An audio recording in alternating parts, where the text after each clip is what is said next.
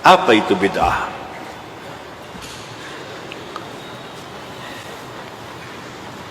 Bismillah.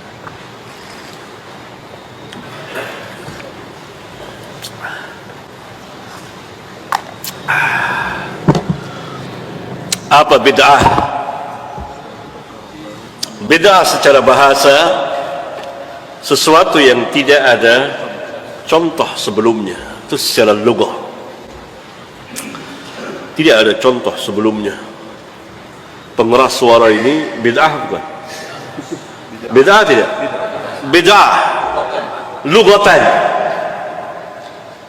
Secara lugah. Pesawat bid'ah. Lampu listrik bid'ah. AC bid'ah lugatan. Karena memang tidak ada pada zaman Nabi sallallahu alaihi wasallam.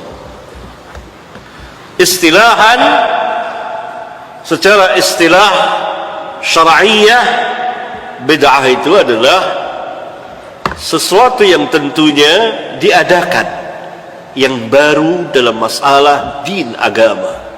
Dan Nabi SAW sendiri yang menjelaskan apa itu bid'ah secara agama. Mana hadisnya? Iyyakum wa muhdatsatil umur, fa inna kulla muhdatsatin bid'ah. Bid'ah itu pasti muhdats, sesuatu yang baru di dalam apa? Din. Karena Nabi SAW sebelumnya menjelaskan apa? Fa'alaikum bisunnati wa sunnati al-khulafa ar-rashidin al-mahdiyyin addu 'alayha bin nawajis. Wa iyyakum wa muhdatsatil umur. Baru, awaslah kamu, hati-hatilah kamu dengan perkara-perkara yang baru. Jadi perkara yang baru yang apa? Duniawiyah atau din? Din. Karena sebelumnya Nabi SAW memerintahkan berpegang dengan sunnah. Ini sunnah din. Sunnah inilah yang dipegang oleh al-khulafa ar-rasyidin al-mahdiyyin. Yani ijma' mereka, bukan orang per orang di antara mereka. Ijma' mereka.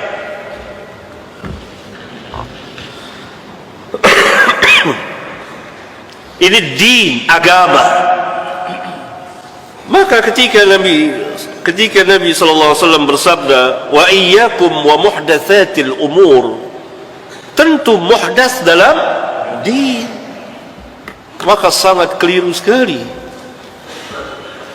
Sebagian manusia mengatakan yang kalau diterangkan ini bid'ah, maka semua bid'ah, mobil juga bid'ah, maka hendaklah antum naik ontak saja. Ini kejahilan yang termasuk kejahilan tingkat tinggi. Tidak mengerti apa itu bid'ah lugatan dan istilahan, dan apa yang dimaksud dengan bid'ah oleh Nabi yang mulia alaihi salam. Perkara yang baru, yang tentu saja berdasarkan hadis ini, dan Nabi SAW sendiri yang menjelaskan ta'rif bid'ah itu, maka dapat kita urut. Pertama, dia sesuatu yang diadakan di dalam din agama, bukan duniawiyah. Din agama dibuat, diciptakan oleh manusia di dalam agama, yang maknanya dalam agama apa? Mengatasnamakan agama.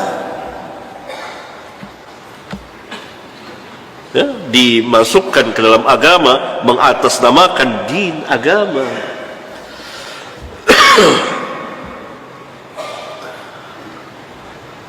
Oleh karena itu, yang tidak masuk dalam bagian agama tidak masuk ke dalam bid'ah, tapi bisa masuk ke dalam maksiat. Zina bid'ah atau maksiat? Maksiat. Mana ada yang bilang zina itu bid'ah? Tapi kalau zina itu sudah dimasukkan ke dalam bagian agama, maka selain dia maksiat, dia juga bid'ah. Contohnya apa? Nikah mut'ah. Barakallahu fikum. Zina, maksiat besar, dosa besar. Tapi ketika seseorang mengatasnamakan agama atas zina itu, yang kemudian dirubah, inilah nikah, masuklah dia ke dalam bagian agama.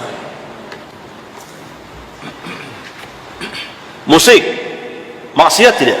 Maksiat. Bid'ah bukan musik? Maksiat.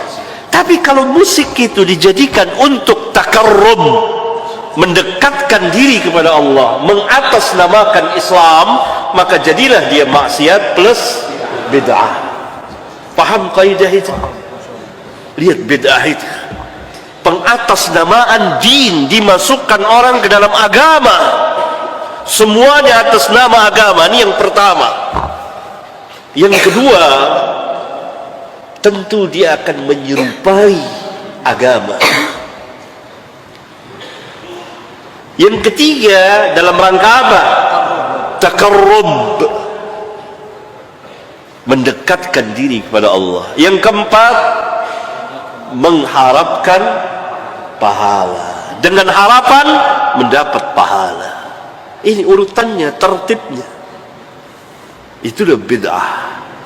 Karena itu pada hakikatnya bid'ah dan ahli bid'ah mengistidrak, memberikan catatan kaki terhadap Rabbul Alamin.